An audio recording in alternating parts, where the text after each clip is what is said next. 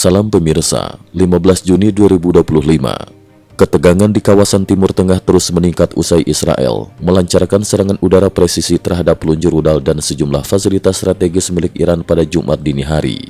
Tidak hanya menimbulkan dampak militer, serangan ini juga memicu krisis komunikasi nasional di Iran.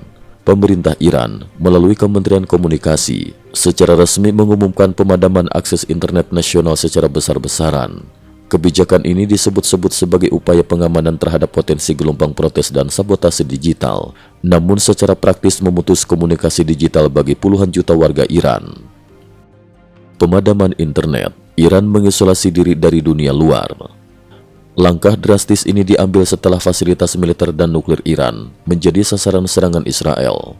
Otoritas Iran menyatakan pembatasan akses internet bersifat sementara dan hanya akan dicabut setelah situasi kembali normal. Namun pembatasan yang dilakukan sangat ketat, akses ke media sosial, platform komunikasi internasional, serta berbagai aplikasi pesan populer benar-benar diblokir total. Ribuan bisnis daring terganggu, warga kehilangan jalur komunikasi dengan dunia luar, dan arus informasi dari dan keluar negeri terhenti mendadak. Pakar keamanan cyber di Teheran menyebut kebijakan ini sebagai upaya mencegah penyebaran informasi destruktif serta menutup celah bagi aktivitas perlawanan sipil dan koordinasi demonstrasi. Namun dampaknya dirasakan sangat luas.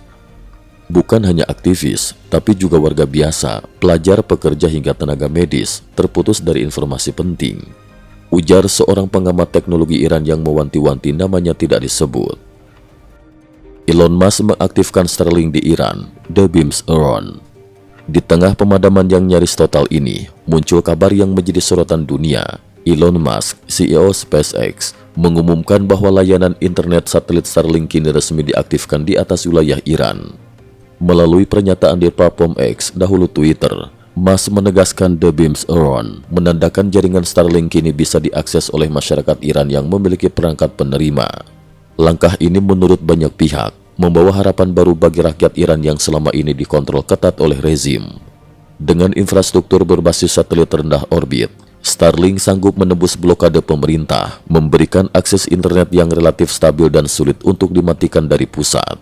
Berbagai kelompok aktivis dan diaspora Iran segera menyerukan distribusi perangkat Starlink secara diam-diam ke dalam negeri, menyebut jaringan ini sebagai oksigen baru bagi kebebasan komunikasi.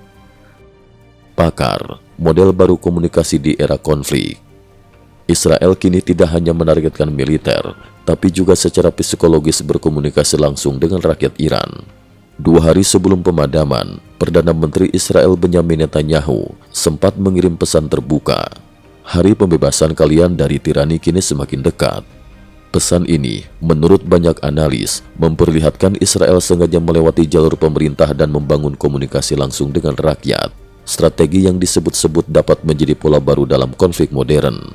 Menanggapi perkembangan ini, Luo Xiang, pakar hukum dari Universitas Peking, menyatakan bahwa strategi Israel untuk langsung menyasar rakyat dan memutus garis antara pemerintah serta masyarakat akan menjadi norma baru dalam peradaban modern.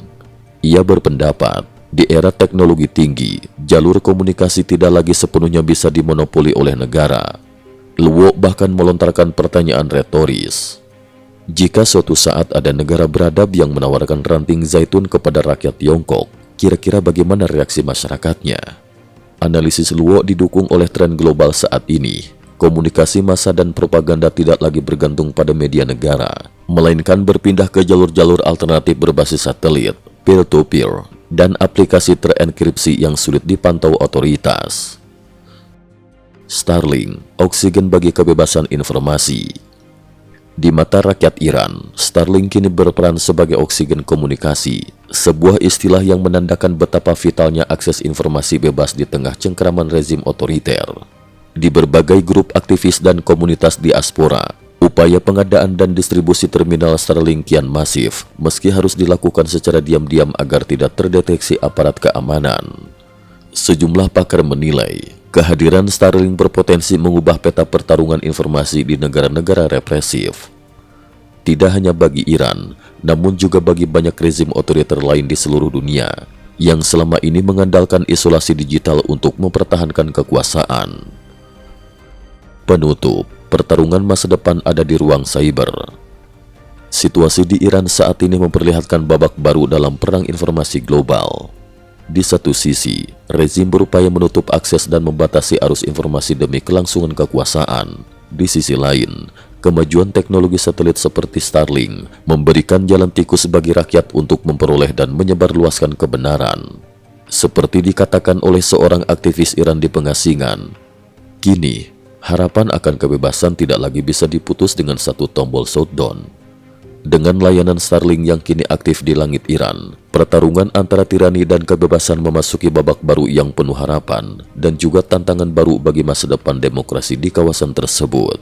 Cukup sekian dulu, terima kasih atas perhatiannya.